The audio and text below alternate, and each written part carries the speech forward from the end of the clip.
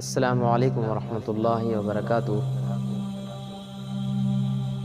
آپ دیکھ رہے ہیں میرا چینل عملیات کی روشنی، اور ایک مرتبہ پھر آپ کے سامنے حاضر ہوں ایک نئے وظیفے کے ساتھ، ایک نئے عمل کے ساتھ۔ یہ عمل ان گھر والوں کے لیے ہے جو ہر وقت بے برکتی کا رونا روتے ہیں۔ ان کے لیے ایک چند باتیں عرض کر دیتا ہوں، ان پہ عمل کریں، انشاءاللہ مستفید ہوں گے۔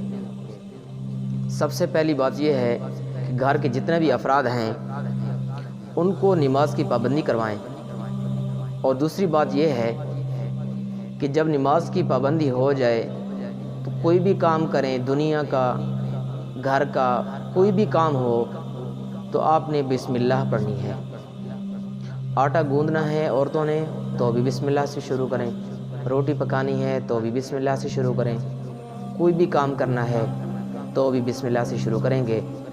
اور اس کے بعد بسم اللہ پہ پابندی کروائیں گے کچھ دن، ان سے بار بار پوچھیں گے کس کس نے یہ بسم اللہ کی پابندی کی، کتنے وقت کی، کون کون سا وقت آپ سے گزر گیا۔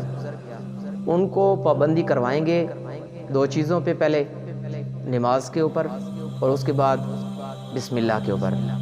جب یہ دو کام ہو جائیں پھر اس کے بعد ان کے سامنے ایک تسبیح سامنے رکھ دیں اور ان کو کہہ دیں کہ چاہے عورت ہو یا مرد یہ تسبیح لازم پڑھے، لازمی کر لے، اپنی زندگی کا معمول بنا لے، انشاءاللہ پرسکون زندگی ہوگی۔ سب سے پہلے آپ نے پڑھنا ہے سبحان اللہ 33 مرتبہ، الحمدللہ 33 مرتبہ، اللہ اکبر 33 مرتبہ۔ یہ ہو گیا۔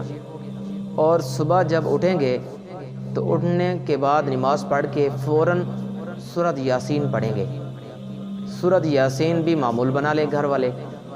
یہ اگر آپ نے 4-5 کام کیے تو انشاءاللہ آپ کو یہ کبھی بھی موقع نہیں ملے گا کہ آپ کہیں گے کہ ہمارے گھر کے اندر بے سکونی ہے، بے برکتی ہے یا پریشانی ہے۔